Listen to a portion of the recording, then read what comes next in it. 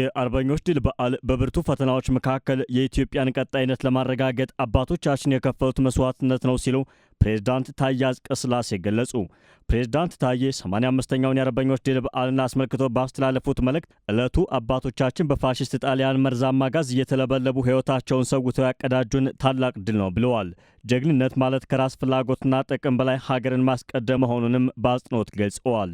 ይህች ቀን ለኢትዮጵያውያንና በመላው ዓለም ፋሽዝምና የናዚ ወረራዎችን በጽናት ለታገሉ ህዝቦች ታላቅ ዕለት ነች። አሸናፊ የሆኑ አገራት የድል ቀን ወይም ቪክትሪ ዴይ ሲሉት፣ አንዳንዶቹ ደግሞ የነጻነት ቀን በማለት ይዘክሩታል። ኢትዮጵያ አገራችን የምታከብረው የነጻነት ቀን ሳይሆን የድል ቀን ነው። በአርበኞቿ ጥንካሬ 5 ዓመታትን ያስቆጠረ ብርቱ ትግል በማድረግና መራራ መስዋዕትነት በመክፈል ፋሽዝምን ያሸነፍንበት ቀን በመሆኑ ነው። ህዝባችን በመርዝ ጋዝ እየተለበለበ በጥይት አረር እየተቃጠለ በጽናት እና በአገር ፍቅር ስሜት ወራሪን ኃይል ያንበረከክንበት በመሆኑ እጅግም የድል ቀናችን ነው። ዕለቱ የአሸናፊነት የድል ቀን ነው ያሉት ፕሬዝዳንቱ ኢትዮጵያውያን አርበኞች የወራሪን ህልም ያንበረከኩበት ክስተት መሆኑን ተናግረዋል። አርበኞቻችን የተቀዳጁት ድል ትግሉ ፋሽዝም ለአንዴና ለመጨረሻ ጊዜ ያጠፋ፣ ኢትዮጵያን በዓለም ዘንድ ያላትን ቦታ የበየነና ልዕልናዋን ከፍ ያደረገ ነው ብለዋል።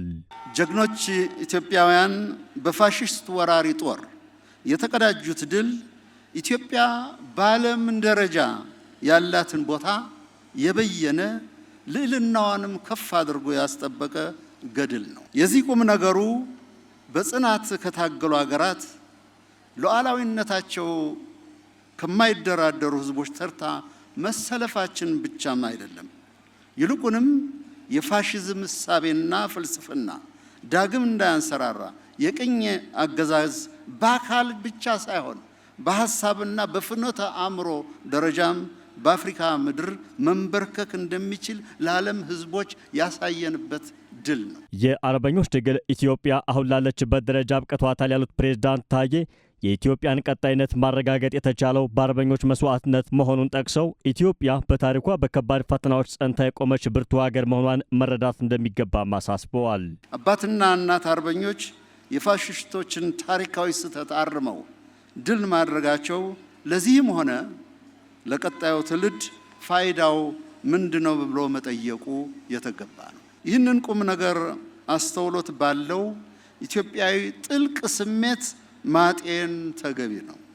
ይህ ማሰላሰል የዛሬውንም ሆነ የነገውን የኢትዮጵያ ብሩህ መንገድ ተስፋችንን፣ እድገታችንና ብልጽግናችን ለማጽናት መሰረት የሚጥል መሆኑ ነው። ለሀገራችን ያለን ታማኝነት ለክብሯና በብርቱ ፈተናዎች መካከል ቀጣይነቷን ለማረጋገጥ የቻልነው በኢትዮጵያ አርበኞች ላብና የደም ቤዛነት ነው። የአሁኑ ትውልድ ከአርበኞች ተጋድሎ የሚማረው የተከፈለውን መስዋዕትነት በማስታወስና ጀግንነት የመታመን ጸጋ መሆኑን በመረዳት ሀገርን በቀናነት በማገልገል ሊሆን ይገባል ብለዋል።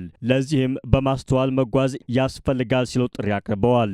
የዘመናችን የአርበኝነት ብሂል እና ነውጥ መሆን ያለበት ኢትዮጵያ ሀገሬ ምንጊዜም ብርቱ በችግር ፈተናዎች መካከል እያለፈች ትልቅና አሸናፊ ነች ብሎ ማመን ነው ኢትዮጵያዊነት።